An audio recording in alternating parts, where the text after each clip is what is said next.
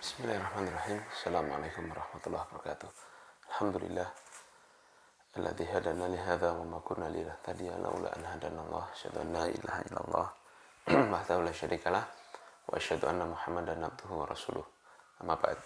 Tulab matalibat MKW kelas 9 yang dimuliakan Allah Subhanahu wa taala. Alhamdulillah kita menyambung pelajaran kita dan sekarang kita sampai pada pelajaran ke-6 dengan judul lanjutan bab barang siapa menaati ulama dan umara dalam mengharamkan apa yang Allah halalkan atau menghalalkan apa yang Allah haramkan, berarti ia telah menjadikan tokoh tersebut sebagai Tuhan sesembahan selain Allah Subhanahu wa taala. Masyaallah.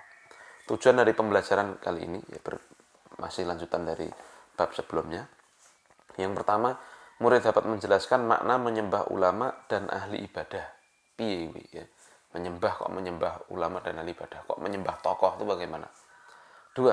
Murid dapat membantah sikap mengikuti ulama dan ahli ibadah dalam menghalalkan dan mengharamkan. Jadi dapat membantah, maksudnya memiliki sikap. Kalau tokoh ini ternyata menyimpang dari aturan Allah, kita harus bagaimana kan begitu. Lalu yang ketiga, murid dapat menerangkan hukum ketaatan kepada penguasa. Jadi bagaimana hukumnya kita itu taat pada penguasa. Ya. Lalu yang ketiga pada pemerintah kalau di Indonesia ya. Lalu yang keempat, murid dapat menyimpulkan bahwa penghalalan dan pengharaman merupakan hak Allah semata. Nah, kita baca ya, dalilnya, dihafalkan ini ya, wajib dihafalkan. An Adi ibni Hatimin, ya, dari Adi, sahabat Adi bin Hatim radhiyallahu taala anhu sami'an nabiyya sallallahu alaihi wasallam, bahwa beliau mendengar Nabi sallallahu alaihi wasallam yaqra'u hadhil ayata. Beliau mendengar Rasul membaca ayat ini. Ya. Ittakhadhu ahbarahum wa ruhbanahum arbaban min dunillah. Nah, sahabat Adi bin Hatim mendengar Nabi membaca ayat ini. Ittakhadhu, lihat mereka menjadikan ahbarahum, kosakata artinya ahbar artinya ulama Yahudi, ruhbanahum artinya ahli ibadah dari kalangan Nasrani, pendeta. Arbaban min dunillah, mereka jadikan arbaban min dunillah sebagai rob-rob, sebagai tuhan-tuhan selain Allah. Jadi ayat ini mengatakan begini, mereka menjadikan ulama-ulamanya Yahudi dan pendeta-pendetanya Nasrani sebagai Tuhan-Tuhan selain Allah. Begitu artinya ya. Nah, fakultu, maka ketika mendengar itu, sahabat Adi bin Hatim langsung bertanya. Fakultu lahu, aku berkata kepada Rasulullah, inna lasna na'budahum. Wahai Rasul, inna lasna na'budahum. Sungguh kita itu tidak mengibadahi mereka. Artinya, lihat kosakata, kami tidak menyembah mereka, yaitu kami tidak mendekatkan diri kepada mereka dengan sujud dan yang semisalnya. Ya Rasul, kami itu enggak sujud kepada pendeta Yahudi, kepada pendeta Nasrani. Jadi sahabat Adi bin Hatim ini dulunya adalah Nasrani begitu. Ya. Jadi kita itu dulu enggak sujud-sujud pada pendeta itu ya Rasul. Kok dikatakan kami menjadikan mereka sebagai Tuhan selain Allah? Kok bisa kan begitu? Nah, maka qala Rasul sallallahu alaihi wasallam menerangkan, ya, menjelaskan, alaisa yuharrimuna ma ahallallahu fatuharrimunahu wa yuhilluna ma harramallahu fatuhillunahu. Bukankah pendeta-pendeta tadi, jika mereka mengharamkan apa yang Allah telah halalkan, kalian ikut-ikutan, kalian mentaati mereka dalam pengharaman tersebut. Dan sebaliknya, jika mereka menghalalkan apa yang telah Allah haramkan, kalian juga ikut-ikutan menghalalkannya. Nah, ya, contoh orang Nasrani kan mengharamkan nikah bagi para pendetanya itu. Pendeta dan biarawati itu kan diharamkan nikah. Padahal hal itu, nikah itu telah dihalalkan Allah. Nah, bukankah kalian orang-orang Nasrani kalau mengikuti pendeta-pendeta itu dengan tidak menikah dan sebagainya, itu berarti kalian mengharamkan apa yang telah Allah halalkan, ya kan?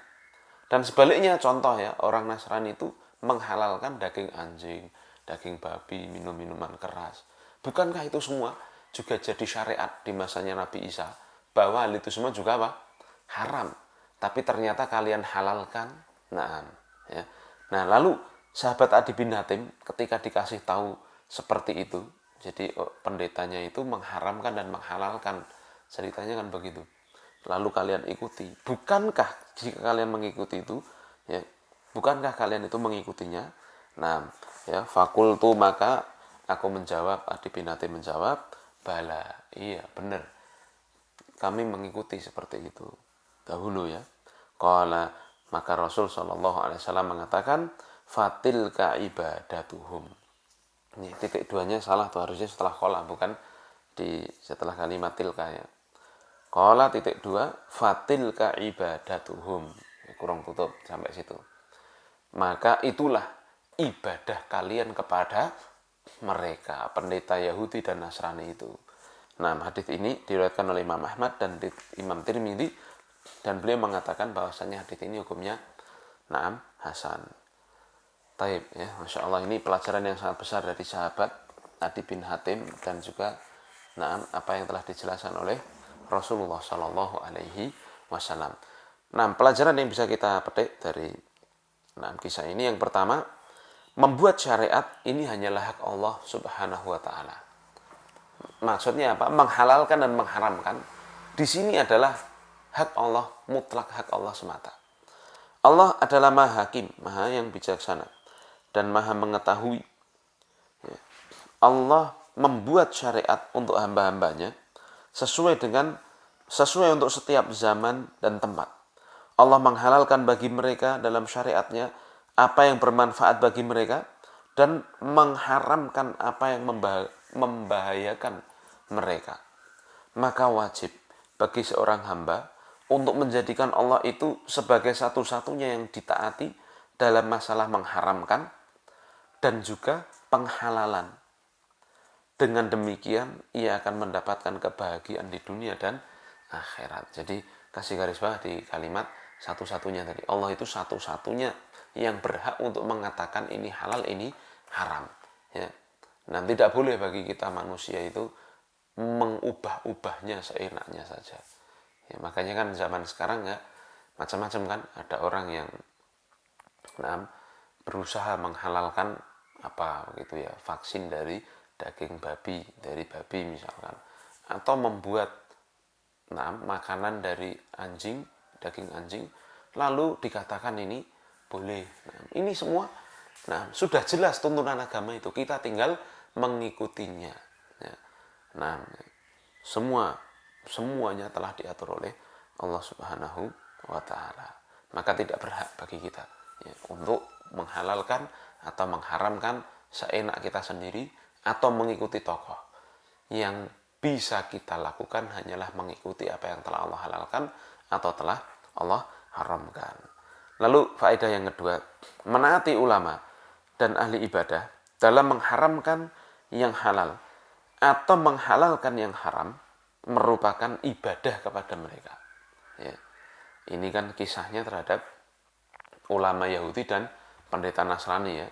Nah, kalau ulama Islam ya insya Allah, kalau ulamanya benar ya insya Allah tidak ada tuh yang begitu. Tapi ya memang ada ya.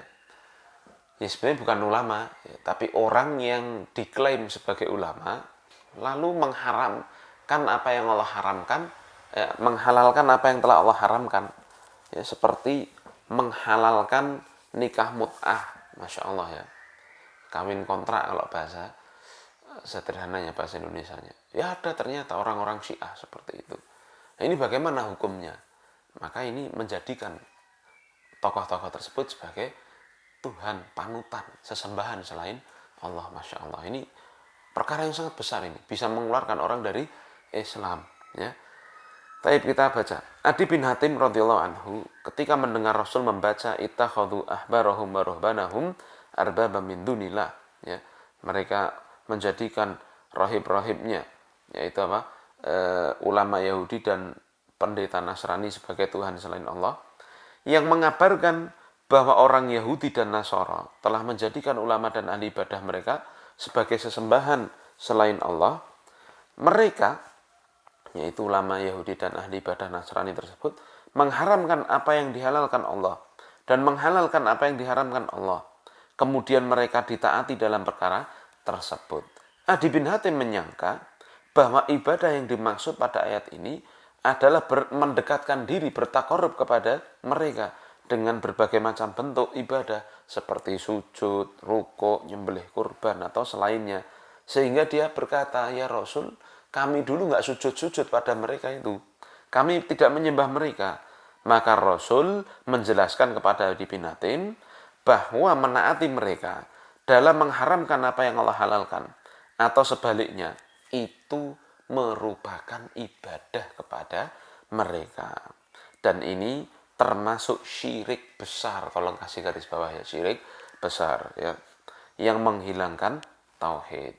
Istilahnya dalam terminologi tauhid dikatakan sebagai apa? Syirkut ta'ah, syirik dalam permasalahan ketaatan ya. Ini sebagaimana diungkapkan oleh Allah Subhanahu wa taala, wa in ata'tumuhum innakum la musyrikun.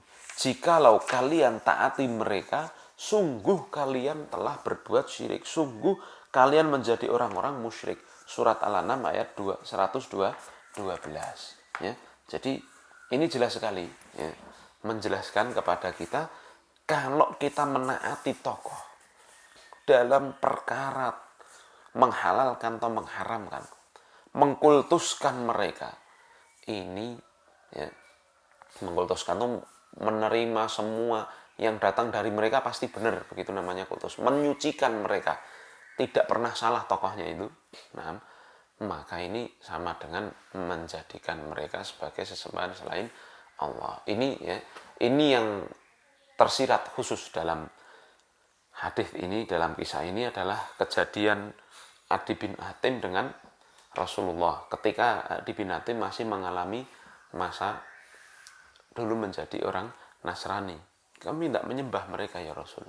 Dan Rasul meluruskan, nyembah itu nggak mesti dengan sujud dan ruku, tetapi dengan taat mutlak kepada mereka, itu berarti menjadikan sesembahannya selain, menjadikan mereka sebagai sembahan selain Allah. Nah, di masa sekarang kita ya, masa ini ya, ini juga masih berlaku syariat ini. Jadi kalau ada orang, ada tokoh mengharamkan apa yang telah Allah halalkan, atau sebaliknya mengharamkan apa yang telah Allah halalkan, lalu diikuti, ya berarti dia menjadikan tokoh tersebut sebagai Tuhan selain Allah. Ini hati-hati ya. Dan khususnya juga umat Islam banyak terjangkiti masalah ini di perkara politik ya. Kalau sudah pimpinannya ngomong, tokohnya ngomong, sendika dawuh katanya, mau mati pun dijalani. Pokoknya tokohnya itu yang paling benar ya. Maka ini hati-hati, ini masuk ke dalam golongan syirkut ta'ah, syirik dalam ketaatan, yang bisa menjadikan kita musyrik waliyadzubillah. Perbuatan ini berbahaya. Taat mutlak kepada tokoh ini sangat berbahaya. Nah, maka ya marilah kita koreksi ya. Semenjak sekarang ya, kita wajib tahu ya bahwa ketaatan kita yang sempurna hanyalah kepada Allah Subhanahu wa taala. Tiga, faedah ketiga, golongan manusia yang mengikuti ulama dan umara dalam hal pengharaman dan penghalalan. Ini ada 3 jenis ya. Yang pertama, orang yang mengikuti mereka ya, sebagai bentuk pengagungan kepada mereka, padahal ia mengetahui bahwasanya mereka dengan hal tersebut telah mengganti syariat Rasul Shallallahu Alaihi Wasallam. Maka hukumnya orang yang seperti ini dia telah kafir, keluar dari Islam. Jadi maksudnya begini, orang tipe 1 ini ya, mengikuti tokoh ini, dia itu benar-benar mengikuti tokoh itu dan mengagungkan tokoh itu. Semua yang datang dari tokoh itu pasti benar. walaupun bertentangan dengan syariatnya Rasulullah, bertentangan dengan syariat Islam. Ya. Nah, pasti benar, pasti dia ikuti. Karena dia benar-benar mengagungkan, tunduk 100% kepada tokohnya itu. Maka seperti ini. Ya. Jika dia sadar, dia tahu kalau seperti itu berarti dia mengganti dalam hatinya syariat Islam, dia keluarkan, diganti dengan ketaatan pada tokoh tersebut, ya, dia bisa keluar dari Islam itu. Nah, ya, dia kafir dari Islam. Waliyatubillah, ngeri sekali ini ya. Nah, ada tokoh yang mengatakan sholat itu tidak wajib, tidak perlu itu sholat, lalu dia ikuti.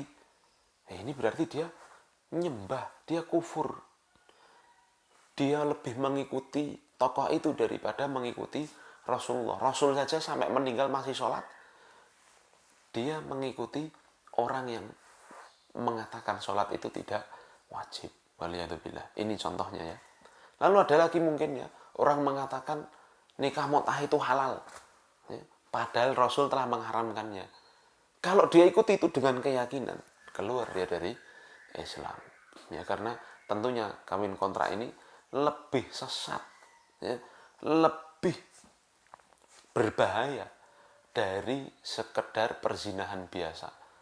Nah, ya, karena orang yang kawin kontrak ini mengatakan mereka dapat pahala.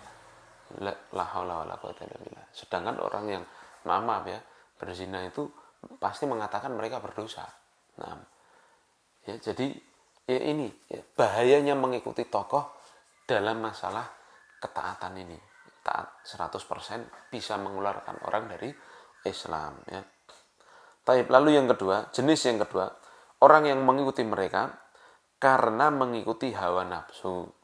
Ya, padahal dia mengetahui bahwa hukum Allah adalah yang paling utama bagi seluruh hamba dan seluruh negara. Maka hukumnya seperti ini adalah dia orang fasik. Ya. Dia tidak sampai keluar dari Islam, tapi dia orang yang dosa besar, ya, melakukan kefasikan.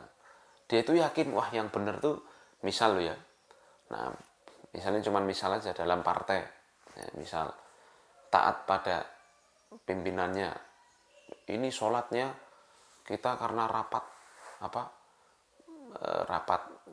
rapat pembahasan undang-undang partai, ini tidak usah sholat dulu, walaupun seharian tidak usah sholat dulu misalkan. Bosnya ngomong gitu, tokohnya. Lalu dia ikuti aja itu. Serapopo lah, nek rapat partai, tidak sholat sih. Nah, padahal dia yakin kalau menunda sholat, nanti sholatnya tengah malam, dijamak 5 kali itu tengah malam. Masya Allah ya. Kalau dia ikuti seperti ini, berarti dia bisa melakukan perbuatan dosa yang sangat besar sekali. Nah, dan banyak ya, dalam urusan-urusan duniawi, yang terkadang manusia itu sudah sadar kalau itu salah, tapi tetap dia ikuti. Nah, ketika dia mengatakan mengikuti seperti ini, berarti dia telah melakukan perbuatan kefasikan, ya, dia dosa dengan dosa yang sangat besar. Taib, ini yang kedua. Lalu yang ketiga, jenis yang ketiga, orang yang mengikuti tokoh tersebut karena kebodohan. Jadi dia tidak tahu begitu. Sehingga dia menyangka bahwa hal tersebut merupakan hukum Allah. Dan ini ada dua keadaan. Yang pertama, dia tidak mampu untuk membahas dan meminta fatwa pada para ulama karena kebodohannya. Maka orang seperti ini dimaafkan. Ya. Contoh ini cuma contoh. Ada orang sholat ngikutin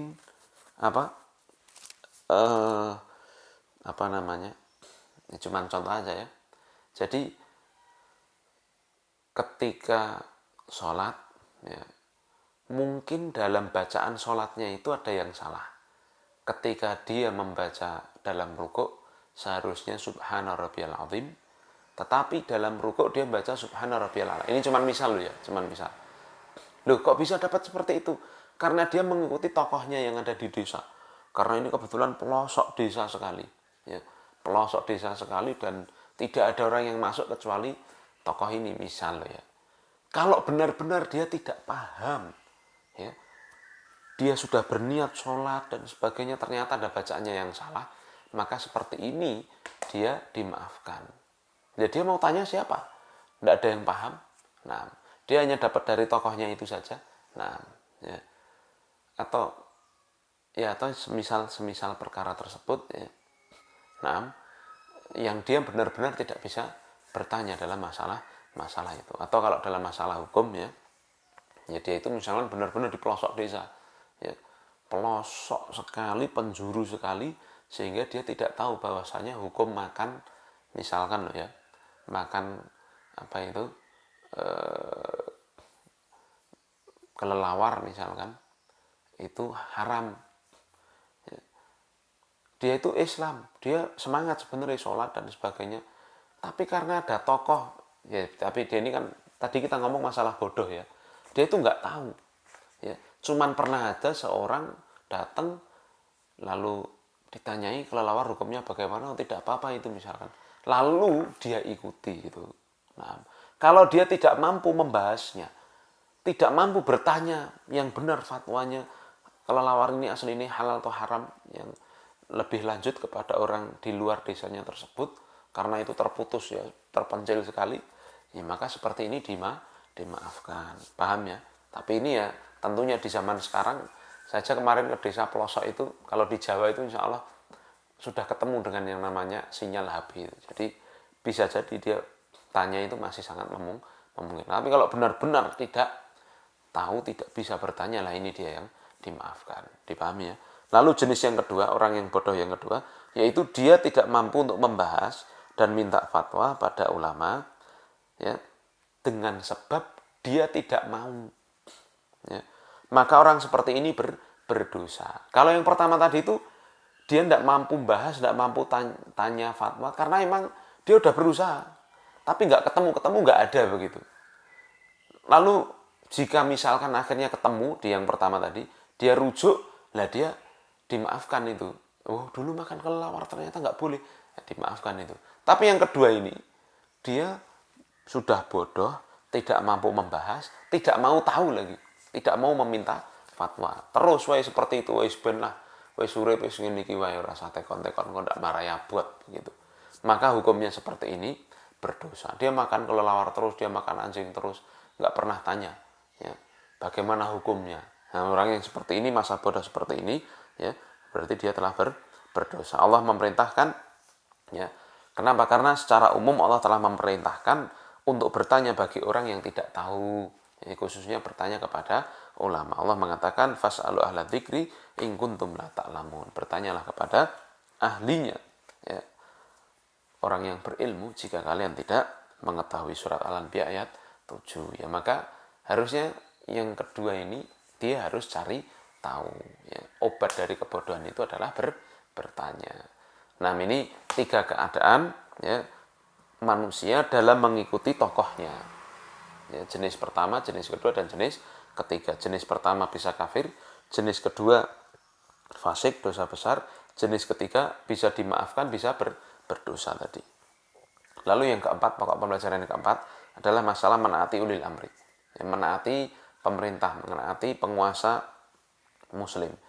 Allah telah memerintahkan kita untuk menaati ulil amri dari kalangan ulama dan penguasa apabila mereka memerintahkan ketaatan kepada Allah. Demikian pula apabila mereka memerintahkan dengan sesuatu yang membawa kemaslahatan ya, seperti peraturan lalu lintas, yaitu kita wajib taat. Bahkan Syekh bin Baz ditanya, orang naik sepeda motor tanpa helm melanggar lalu lintas begitu, bagaimana hukumnya?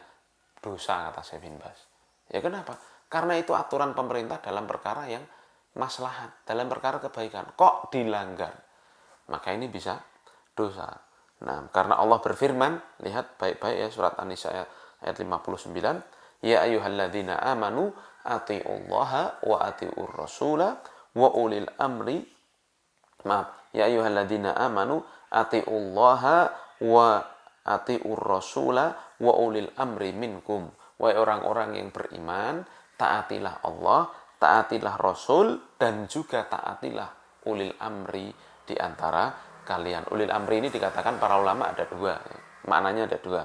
Yang pertama ya, ulil amri pemegang kekuasaan dalam masalah agama, yaitu para ulama. Jadi kita taat kepada para ulama Ahlus Sunnah wal Jamaah yang sesuai dengan manhaj Nabi Shallallahu Alaihi Wasallam yang mendidik umat dengan benar, amalannya benar, dakwahnya juga benar. Kita ikuti mereka. Lalu yang kedua, kata para ulama, ulil amri dalam ayat ini adalah penguasa duniawi, penguasa negara.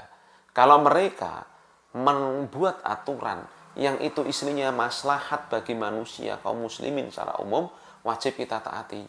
Kalau kita keluar dari ketaatan pada mereka, maka kita melanggar ayat ini. Hukumnya gimana kalau melanggar ayat Allah? Berarti kita berdosa. Maka jelas apa yang dikatakan Syekh bin Baz tadi ya. Orang melanggar lalu lintas itu bisa dosa. Dari sisi mana? Dia melanggar ketaatan pada ulil amri dalam masalah maslahat. Nah, ya. Maka ini dan taat pada ulama ini, taat pada ulama dan umara, taat kepada ulil amri ini termasuk ciri khasnya Ahlussunnah wal Jamaah. Ya. Jadi ciri khasnya Ahlussunnah wal Jamaah itu diantaranya ini. Nah, kita lihat aja tuh yang suka demo, yang suka berontak, yang suka menggunjing pemerintah, ya. Itu, nah, biasanya bersumber dari ilmu yang salah, karena mereka memahami agama tidak dengan pemahaman salaf. Ya akhirnya seperti itu. Nah, menjatuhkan kewibawaan ulama, menjatuhkan kewibawaan pemerintah di hadapan massa ini biasa. Nah, ya, ini biasa bagi orang yang tidak bermanhaj salaf. Maka jangan sampai ya kita melanggar ayat Allah ya dengan berbuat keluar dari ketaatan dalam perkara yang masalah tadi. Adapun jika pemerintahnya nyuruh maksiat ya tentunya kita tidak boleh melakukannya. Ya nanti akan ada kaidahnya. Ya di sini dia. Adapun kalau mereka memerintahkan untuk maksiat, jika penguasanya memerintahkan untuk maksiat, maka tidak boleh menaati. Hal ini berdasarkan sabda Rasul Shallallahu Alaihi Wasallam, la ta'ata li makhluqin fi maksiatil khaliq. Tidak boleh taat kepada makhluk dalam perkara yang merupakan kemaksiatan kepada sang pencipta. Jadi kita tidak boleh taat tuh kalau penguasanya menyuruh dalam kejelekan. Ya. Misalkan nyuruh dengar musik massal begitu, ya nggak usah. Ya. Nyuruh nyanyi-nyanyi massal begitu, ya nggak usah. Nah, tapi kalau dalam perkara kemaslahatan, ya misalkan urusan bangun rumah harus pakai PBB, urusan sertifikat tanah harus ngurus sertifikat, urusan lalu lintas harus tertib, harus begini, harus begitu, harus punya SIM dan sebagainya, ya wajib kita taat. Kalau kita tidak taat dapat dosa kita. Nah, tetapi dalam masalah maksiat kita tidak boleh taat. Ya tadi tidak ada ketaatan dalam perkara maksiat. Nah, ya. Maka wajib bagi seorang hamba untuk mengetahui bahwa syariat Allah wajib untuk dijaga dan dilindungi. Tidak boleh menaati seorang dalam menghalalkan apa yang Allah haramkan atau mengharamkan apa yang Allah halalkan. Nah, Allah akan bertanya besok ya, di hari kiamat kepada para hambanya, wa yauma yunadihim fayaqulu madza ajabtumul mursalin. Surat Al-Qasas ayat 65. Dan di hari ketika kami memanggil mereka, ya, ketika Allah menyeru mereka, apa yang kalian jawab kepada para rasul. Ya. Nah, ini yang bisa kita bahas pada kesempatan kali ini. Ya, jadi penting sekali untuk memahami bahwasanya agama kita telah jelas, semua syariat telah ada, yang namanya halal sudah jelas, yang namanya haram sudah jelas, kita tinggal mengikuti. Tidak boleh bagi kita mengganti seenaknya sendiri atau mengikuti tokoh seenaknya sendiri. Nah, ya, tugasnya tolong dikerjakan dulu di buku dan dihafalkan. Ya. Dalilnya dari 1 sampai 6 wajib dihafalkan.